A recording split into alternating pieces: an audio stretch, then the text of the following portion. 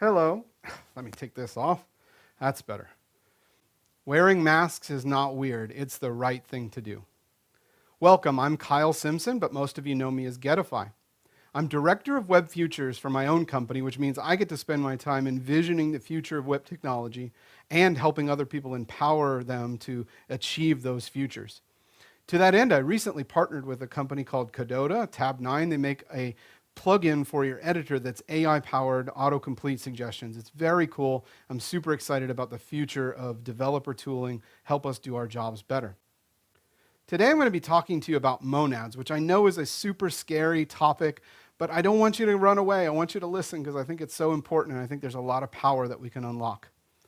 Now, we don't have a lot of time together, so I'm going to go briefly, but I just wanted to mention, if you haven't heard of the book that I've written called Functional Light JavaScript, I hope you'll check that out. It has an appendix on today's topic.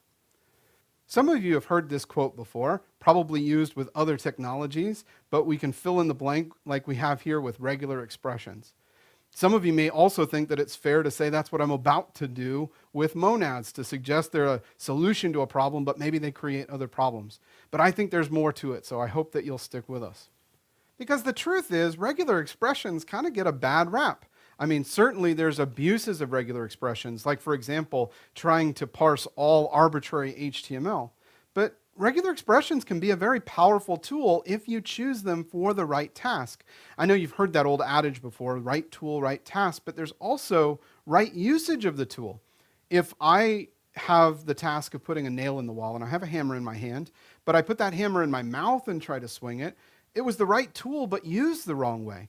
And the same is true of regular expressions, and I'd argue is also true of monads. You see, we have to select the right tool and the right task and the right way to use it. For example, if you're parsing just a small little snippet of text and you know something about it, regular expression is absolutely the right job for that specialized task. But a more broad, generalized task like all HTML, it's not the right tool and not the right usage of that tool. The same is also going to be true of monads, and we'll see that, I think, today. So how are we going to cover this topic of monads? How are we going to break this down? Well, there's lots of different ways. We could start with this very abstract kind of Haskell-like type syntax, and that's one way of going about it. But I don't think that's particularly useful for us, to be honest. At least it doesn't speak to me. It's literally some Greek letters to me. So I'm not going to go that direction with it. We could take an entirely different approach, a very intuitive or almost metaphorical approach. And if you've read about monads, I'm sure you've heard them called burritos or onions before. And that's a silly way of looking at it, but that can be helpful. My preferred metaphor is actually the Rubik's Cube, because a Rubik's Cube has different sides. And you can look at a single side and understand part of the picture without having to look at the other sides. That doesn't invalidate the other sides. They are still truth. They are still fact. But you don't have to look at the entire thing all at once. And I think the same is true of this topic. That's why I like to use the Rubik's Cube as a way of describing, let's just look at this one side today, and then you can look at other sides in your further studies on this topic. Now, I know as soon as I start telling you, here's something about functional programming, here's something about monads, I know out of the woodwork, lots of people are going to take issue with, oh, he didn't say it exactly the right way, or that was too informal, or whatever. And I understand the spirit behind it, because the spirit is, let's protect this thing that's so easy to misunderstand and so easy to abuse and misuse. So I get why they're doing that, but it often does kind of come across as a very sort of functional programming police kind of thing, like, hey, you know, there's only one way to talk about this topic, and if you're not doing that, then you're off track. But I don't think that's true. I don't think there's one right way to talk about any of these topics, and certainly not about a topic as complex as monads. So our approach here deliberately will be informal. It will be ground up, it will be intuitive, and it will be code-based rather than the type and the theory-based. Speaking of types, how we break down this topic is to take a big complex set of academia, all the type theory and category theory and all of that stuff, and reduce it down to just this one idea that we're going to call types. And then this whole idea of everything we can do in our programs, and reduce that down to this one word called values, and kind of compare on which side are we talking at any given moment. Are we talking about the types or the values? See, types will tell us something about the behaviors that we can expect. We can expect these behaviors to do something. For example, the number type tells us that we can do math and we can predict particular outcomes. But values are what we need to actually do math with. We need the number 42 so that we can add or subtract from it. And the same is also true in JavaScript. We don't just have this strong distinction between types and values. They're really kind of mixed together. And so all we have are these things that have behaviors that we can implement and that we can use in our programs. So rather than spending our time in this theoretical discussion, our choice today is to focus on what we can do with these ideas in our code. So how are we going to break down this topic of what a monad is? Because that's kind of a scary word. We could start by looking at the fact that it's a type, an interface, and that tells us something about what we can expect from all things that are monadic.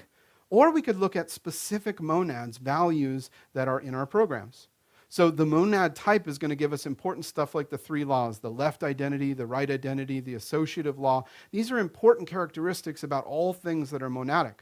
But they do feel kind of abstract, right? I mean, you saw that Greek wording that we had, the type signature kind of stuff that we saw at the beginning. And so I prefer to rather talk about a monad, a specific thing in code. And I kind of like to refer to these as data structures, which I know ruffles some feathers. But you see, a data structure, if you really kind of squint at it, a data structure is just some stuff, like some values, along with some behaviors that we can do with that stuff. And that's kind of what a monad basically is some stuff, some states, some values, and some behaviors that are defined to give us specific outcomes. What I love about both the type theory and the actual implementation is that we can remix and augment these behaviors and even bring in other additional behaviors to get even more powerful abstractions. So we don't just have a monad, but we have more powerful things like the maybe monad and the either and the reader and the IO monads. These are powerful abstractions that we can use in our programs. But speaking of using things in our programs, we're going to need the concrete implementations. So I wrote a library called Monio, and here you see it illustrated. I'm using the just monad. And by the way, that's not typically called out as a specific, its own monad. That's not usual in the functional programming space and in the monadic space. But in Monio, I chose to make it its own concrete thing that you could construct. It's usually part of this umbrella or this wrapper thing called maybe, which we'll talk about in just a moment. But here you can see I can construct a just monad around the value 3. It's kind of wrapping around that value. And it makes that value monadic. And you might be wondering, why is that useful? Stay tuned, because that's what I hope that you get from this talk. You can see that we can use just directly in this program, even though typically in functional programming it would only be used in the context of something like maybe. So I'm only going to use Monio for the illustrations in this talk. I'm not trying to sell you on the usage of it, but if you're looking for a way to play around with monads in your program, you might check out the library, and the link is there on the slide. Speaking of the monads that we also have these other behaviors that I like to call the friends of monads. There's these other behaviors which are distinct ideas within the abstract category theory space. Things like semigroup and foldable and applicative. They are separate things, but they often come paired, at least in my experience, with monads. So they're friends that play together in the sandbox, if you will. And so even though they are independent, they are more powerful and more useful when put together, at least from what I've been able to experience in my programs. So you're rightly wondering, still at this point, why monads?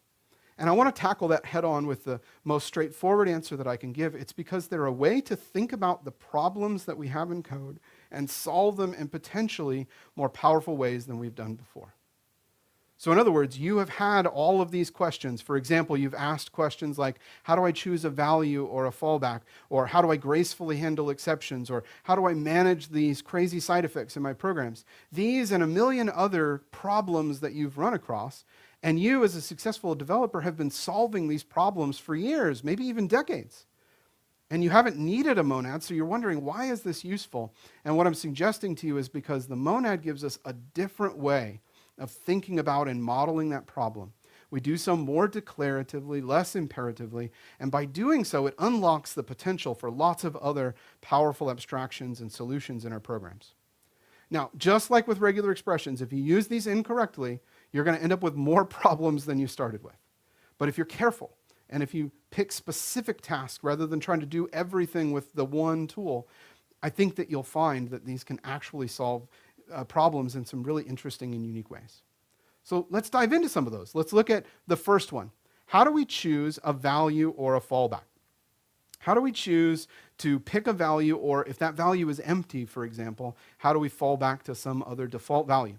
Well, a way to do that is with the maybe monad that I'm illustrating here. So what is this whole maybe thing? It's technically kind of a sum type where it's actually either a just or a nothing. We saw just before, it's kind of like a concrete monadic wrapper, and then nothing is like a no-op, it doesn't do anything.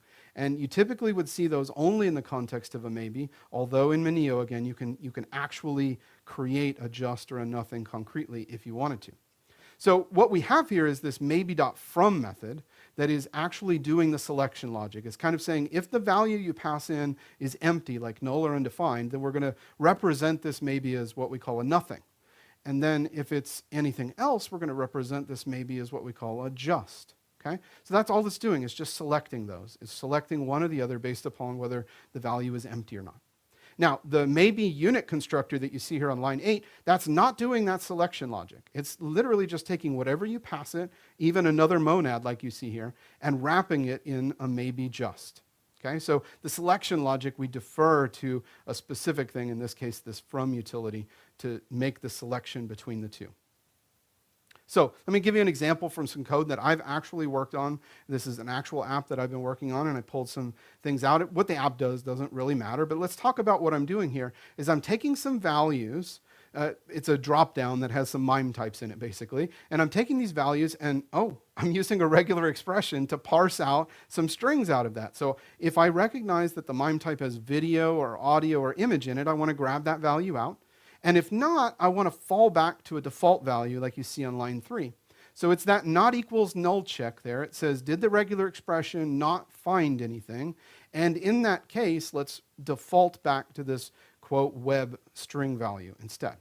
So you've probably recognized code like this. You've probably done that a million times in your own code. But what we want to do is look at how could the maybe monad help us do that in a slightly more formal and more declarative way.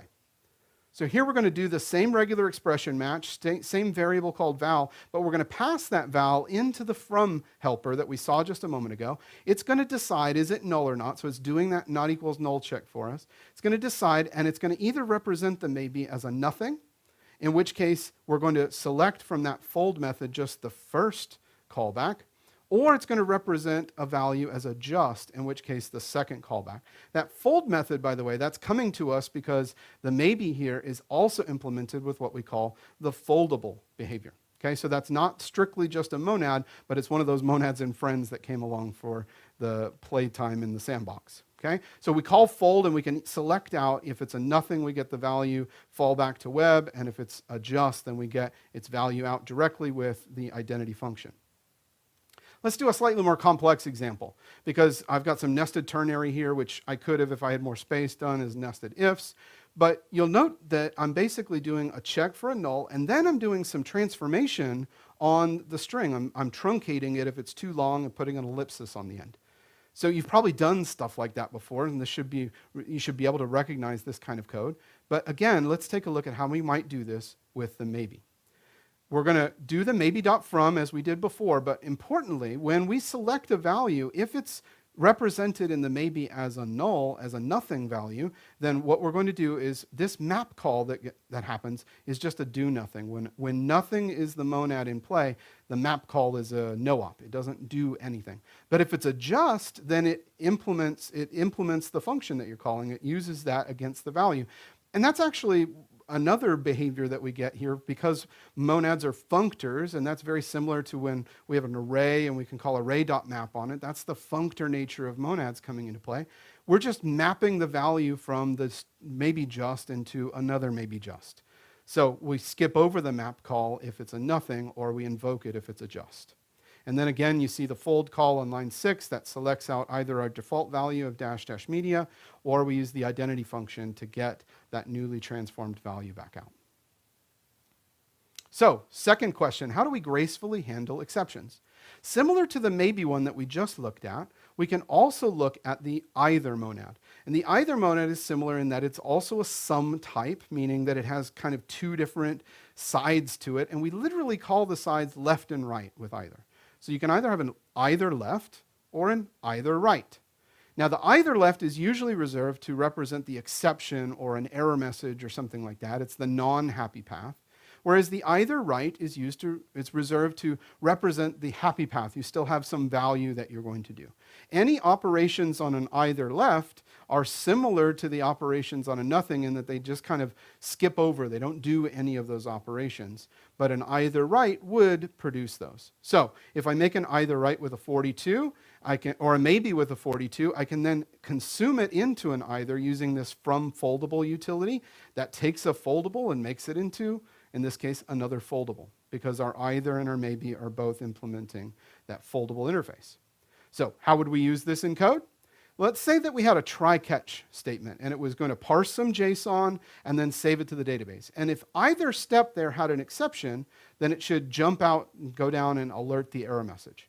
Very typical scenario. You've probably done this a lot in your code, but you also probably know that lots of nested try-catches can get really hairy and complex very quickly. So we don't want to go that route if we can avoid it, and that's where the either monad might give us a better solution. Let's do this same code, but using the either monad.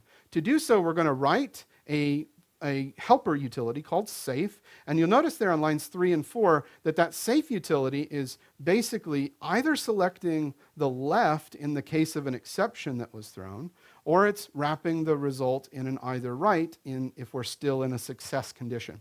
So it's selecting one of the two of those. That's kind of like our maybe.from that we saw before. Here's another utility that's doing that selection logic for us. So line 8, when we call parse with our JSON string, that's our safe function, and the result of that is either an either left or an either right. If it's an either left, then the following .chain call is just going to get skipped, similar to how in promise chains, when an exception just kind of bypasses all the other steps until you get to a catch. It's kind of like that. But if the result of parse JSON was an either right, then we do line 9, that next step, we chain in and do that next step, which is to save DB. That chain method, by the way, that's a implementation of that strict monadic behavior that we need to be able. It may be called chain, or it may be called bind, or it may be called flat map. In the type definition for a monad, it says we need this behavior. The implementation, in this case, chose to name it .chain. All right, so for our third question, we wanted to manage our side effects. And to do so, we're going to use a really powerful monad called the IO monad. Now, the IO monad is a wrapper around a value, but this value is a function instead of something like the number 42. Functions are values, so we can wrap monads around them. So we're going to wrap the IO monad around a function, and that's going to make that function lazy. And all that means is that the function won't run until we explicitly call a .run method, like we're doing here. We're calling .run, and that actually goes and gets the value out and gives it to us. Lines 5 and 6, we're doing hello and world, and we're constructing IOs that do some side effects like console.log statements. Those don't actually run. Lines 8 and 9 chain them together. So it's kind of composing those two side effects together. And line 10 is when it finally says, all right, let's go ahead and execute the whole chain. And it prints out the two separate messages, hello and world. So again, this lazy interface allows us to take all different side effects, whether they're attaching event handlers or manipulating the DOM or any of those sorts of things. We can take all of those and put them into one nice composed unit, and then at one moment when we're ready, we call .run, and all of those operations happen. It makes sure that our side effects are ordered properly and in a predictable fashion. So let's use the IO in our program. Here's another example from that app that I was writing. I've got this entries array that I've got elements in, and I want to pull those out. You see first and second are actually modifying the array to pull the values out. So I want to pull those values out, and then I want to concatenate the strings together, line 16, concatenate them together, and then finally pass them, in this case, to a console.log statement. Now, all of that is set up and defined by the playlist function, but it doesn't actually run until line 20 when we invoke the function. The problem here is that in this simple example, it's not very difficult to predict exactly which elements are going to come out in what order. But when we have a more complex app that's doing these side effects, we don't always know which one ran first, and so we can get unpredictable outcomes. The IO is going to help us manage that in a much more straightforward and declarative fashion. So what we're going to do is put those side effects into IO wrappers. Line 8 and 9 are doing those side effects as being wrapped in IOs. And when we start chaining those together, lines 10 and 11, Now we've created a composed IO that can do those two different side effects in that order, and then we start concatenating those together. Here's another one of our friends in the sandbox, concat, also called semigroup. The concatable behavior allows us to basically delegate down any sort of concatenation behavior down to one of the underlying values. So in this case, since our IOs are holding on to or producing strings, the result of the .concat calls is that those strings just get concatenated together. And then finally, line 14, we call the dot chain, because again, IO is a monad, we call the dot chain, and we give it that next step, which in this case is to log it out. None of that happens again until line 16 when we call playlist.run.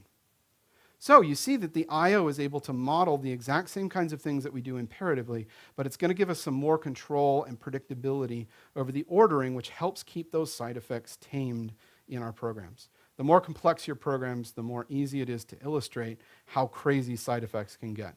And they get out of hand very, very quickly.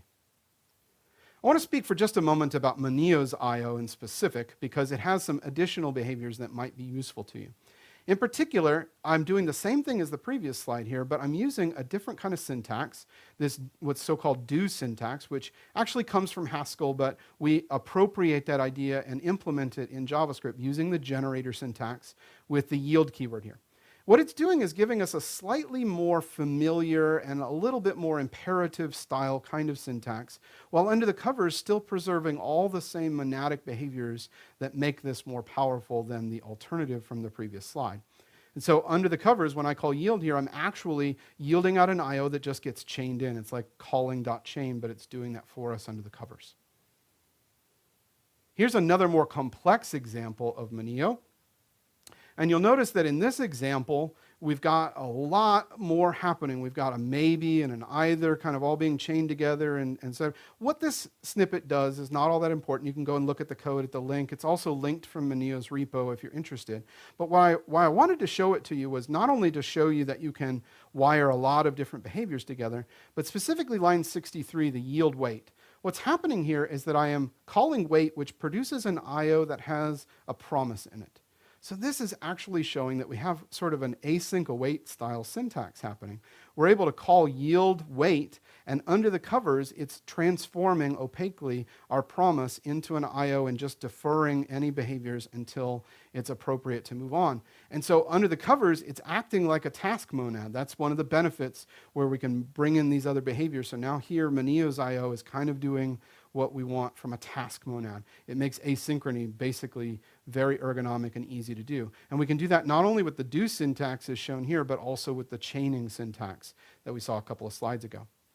Also, the Moneo's IO is a reader, so we can grab environment and carry that along across all of our different chained IO calls. So in essence, this Moneo IO is kind of like an all-in-one, a one ring to rule them all, if you will, kind of monad that should give us all of the capabilities that we need to start taking advantage of the goodness of monads in our JavaScript programs.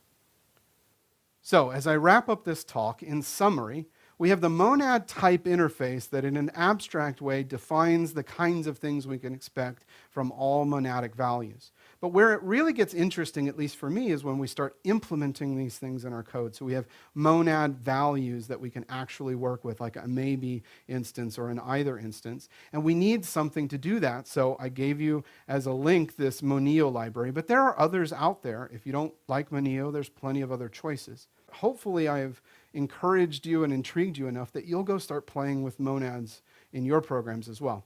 Now, I want to call out that it's very, very common for people to think that this is all or nothing. I'm either all functional in monad or none at all. And some people even say that, but I don't think that's true at all. I think we can actually take advantage of all of this functional goodness and monadic goodness little bits at a time. We can sprinkle these things into our code. And I hope that I've intrigued you to go and try that. Oh, and by the way, you should also go start using your regular expressions. I'm Kyle Simpson, aka Getify, and thanks for listening to my talk, Mo Problems, Monads. Wow, yay! Thank you, Kyle, so much for that talk. That was awesome. I was scared to give this talk because there's so many people that I'm sure are going to jump up and tell me all the things that I said wrong about it. But No. I think the chat is a combination of people who are just like, whoa, functional programming. And then the rest are just like, whoa, functional programming. Which, pros yeah, and cons of that. I can certainly relate. So I do have a few questions for you. So I have done functional programming before, but not everybody has. And so for those who haven't used functional programming or monads regularly, but they're sold on the concept, how would you pitch to your team that they're worth using? Have we been using them all along without actually realizing it? Yeah, this is actually a great question, and I can start even way before the monad and say that one of the things that I use when I'm teaching about this, and I'm trying to tell people that you can't go on this journey to make your programs more functional without bringing other people along for the journey. There's no such thing as like, oh, my part of the app is functional and your part of the app is like they need to be able to be compatible with each other. So you do need to convince your team members this is a thing to do. And so one of the ways that I answer that question for people is to point out that the principles of functional programming, even things like the idea that we have a function that doesn't change anything outside of itself and doesn't rely on anything else outside of itself that's changeable. That's a general way of describing this pure function. And even that concept itself is grounded not only in the mathematical principles, it's sort of the foundation of what we build everything else on, but there's practical takeaways to it. For example, if you have a code base that's 10,000 lines long, and right smack in the middle at line 5,000, you have a line and you're trying to figure out, what does this call do? If that call is a non-pure function, say a normal, typical procedure, the way most of us do it, to answer that question completely authoritatively, you essentially have to mentally execute the other 4,999 lines before it before you can answer that question. But if you've chosen to use a pure function, that line 5,000 can be answered and computed completely in isolation of everything else. So it makes understanding our code and predicting our code far easier when we start to weave these principles in. So that's the kinds of things that I share with people. Wouldn't you like to have code that you could isolate and understand a single line without understanding the whole thing? Because our apps these days are really complex. Wouldn't you like to be able to predict the outcome of the code before you run the test suite? Wouldn't that make you write better and more code if you had that kind of confidence? And that's what the functional principles collectively as an umbrella bring to our coding.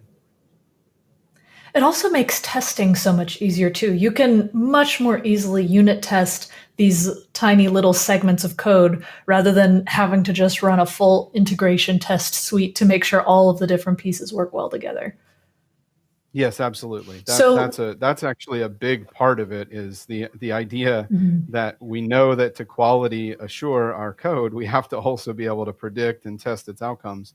And if it's one giant monolithic thing where everything, you can't individually test those pieces. Nobody can hope to manage all that. Right, for sure. And so, again, outside of functional programming and stuff, does it ever make sense to use monads and some of these concepts that you taught in regular programming? I think that there's a compromise to be struck, and that's sort of what I was trying to indicate towards the end of the talk with the Manio library in particular, is that I think there's a compromise to be struck, that you don't have to go entirely full bore everything functional. But I will say that you will not be able to properly take advantage of monads if some of the core principles of functional programming are still unfamiliar, like, for example, pure functions, because everything in functional programming is based on that concept and a few other things like composition. So without that, without an understanding of closure, per se, it is hard to properly use them. But once you have some of those foundational things, without getting into all the other more complex parts of functional programming, I do think that monads themselves can be beneficial. And that's what that do style syntax that the Manio's IO allows. It's a compromise. It looks more imperative while under the covers preserving the monadic capabilities and expectations that we want. And so I think it creates a friendlier, more ergonomic experience for programming rather than moving everything to these really complex nested long chains and so forth that people think of when they think of functional programming. So I think it's that compromise, and especially because the IO is a transformer over promises, it gives us that familiar async await style. So if you're familiar with programming in that, hopefully you can approach this IO monad and not be completely lost, like, oh, I have no idea what I'm doing. Yeah, and I think there were some people who were there in the comments where they were saying, "Wait, is this supposed to be more readable? I can't understand this." But if you have that kind of very composable code base and everything that's chunked out in those small chunks and everything, then it becomes more readable than you think, and context does matter, of course. Yeah, you have to understand exactly when you say context. You have to understand that readability is a complex concept, and one of the most important and overriding factors of readability is familiarity. And so there is a tension here where you say, that's less familiar to me, what he's showing me, so I automatically am going to assume it's less readable. You have to be able to be comfortable in that gray area, that tension, that liminal boundary between what I'm comfortable with and what I'm not comfortable with. Because if you don't push on that boundary, if you only stick to the things that you are comfortable with and feel naturally perfectly more readable, then you never grow in those areas. So I myself have had to push myself to write code that at first I was like, oh, this feels less easy to understand. But over time, as I pushed the boundary a little bit, those things began to be more familiar to me and therefore more readable. So you shouldn't expect that in a 25-minute conference talk that every code snippet is that aha, like, of course I should have done it that way. But what I'm trying to convince you of is that if you push that boundary a little bit and start to get a little bit more familiar with it and try to use like the do syntax, being a little bit more familiar but still monadic, I think if you push the boundary, you can develop a familiarity with it. And I can only testify that in my own case, over the last several years of being on this journey to learn, I still write most of my code imperative, but I'm trying to bring these things in. And it is now the case where it used to be that it was totally confusing to me. It is now the case that I can write a composition or a monad usage in a program, and I actually understand it from scratch. I can author it the right way and get it to work the right way. That didn't happen overnight, but it is now something that I actually find in some cases that is more readable than my more familiar traditional imperative roots. So I just encourage people, you are going to have to go on that journey. It won't be an overnight sort of thing. Yeah. Well, thank you so much, Kyle, for your talk and for answering these questions. I learned something and I'm going to be exploring from it. But now we have James coming up to speak. So thanks again, Kyle. We're going to go to the next one.